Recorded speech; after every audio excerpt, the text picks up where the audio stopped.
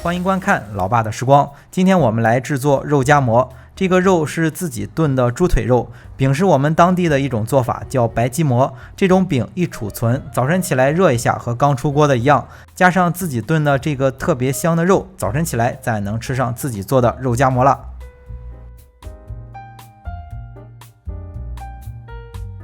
首先准备1000克左右的猪肉，切成小块。视频里用的这个是猪的前腿肉，带点肥肉，炖出来会比较香，但肥肉又不多，吃起来也不会腻。想吃肥肉多一点的，可以用五花肉，去不去皮都可以啊，看自己的喜好。肉切好之后，还需要焯一下热水。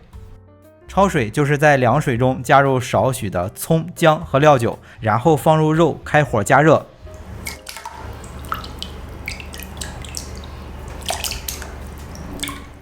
待锅中的水开就可以了，然后捞出焯好的肉备用。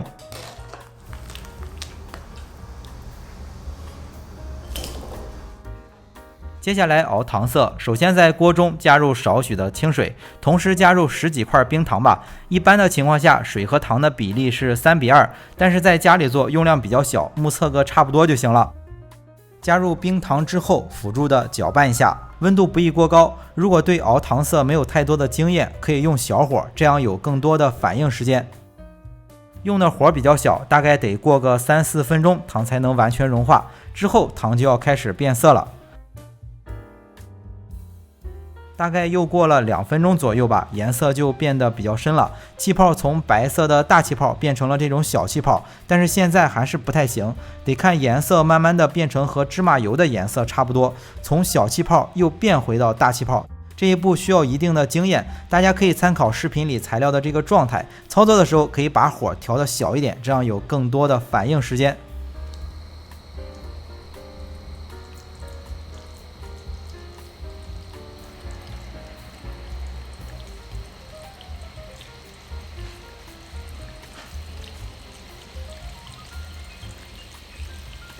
现在的这个状态就可以再加入少许的水，大概就是视频里这个勺子1勺吧。为了防止糖飞溅出来，最好用热水。加入水之后再熬个1分钟左右。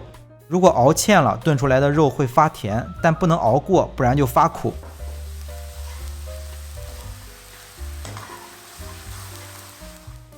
1分钟之后来加入调味料，是少许的老抽，小半勺的生抽，分量还是参考这个勺子就行。加入调味料之后，简单的搅拌一下，就可以把刚才焯过水的肉加进去了。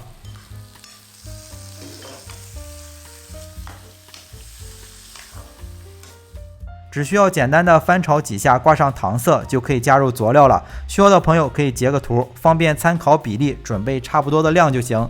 留言区或备注栏也有文字版的，这些都是很常用的佐料了啊。葱、姜、花椒、桂皮、香叶、八角，在家里这几种材料就够了。家里有13香的，最后也可以加入一点。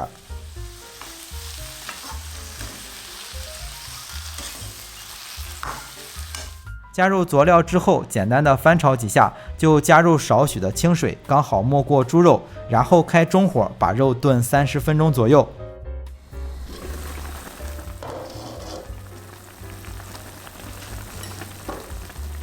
炖好之后尝一块，很容易判断熟没熟，同时尝一尝咸淡，最后根据自己的口味加入少许的盐，再炖5分钟左右就可以出锅了。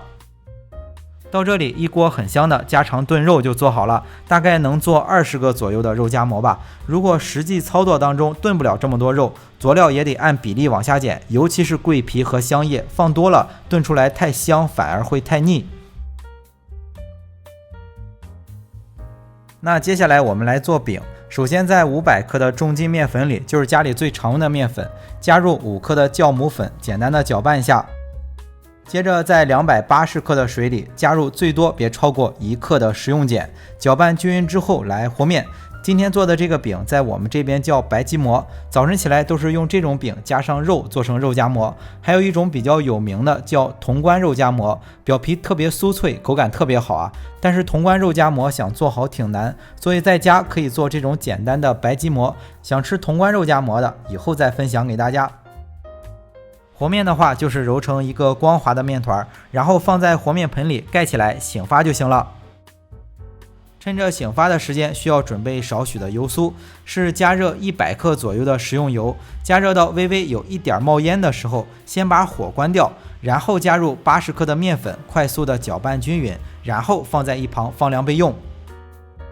面团醒发到7、8分，就是体积膨胀70%到80%，就取出来简单的揉一下，然后直接分成10个面剂子，因为加入了碱，醒发的时候会慢一些。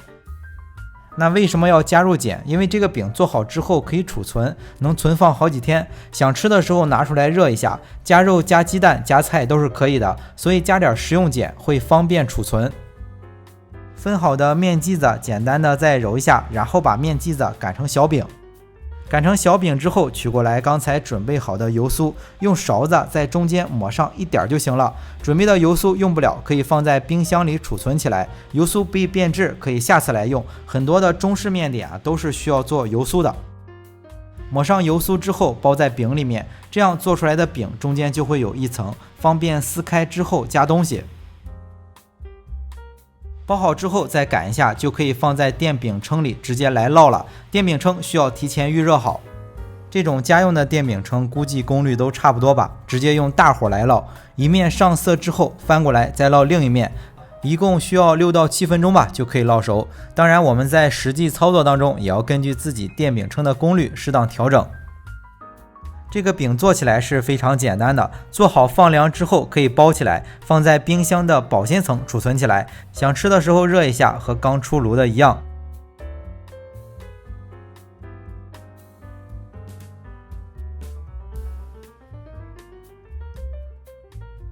那把刚才准备好的肉剁碎，我们这边一般都喜欢加入一点青椒。准备的这些肉大概能做20个肉夹馍，饼的话一共是做了10个。实际操作当中，咱们根据自己的需求增加减少材料。那到这里，一款简单又好吃的家常肉夹馍就做好了。为了方便大家去记视频中所需要的材料，视频下方的备注栏或留言区有文字版的配料，有问题可以在留言区留言。大家如果喜欢老爸做的美食，可以帮忙关注点个赞，谢谢大家。那今天的这期美食到这里也就结束了，也祝大家生活愉快。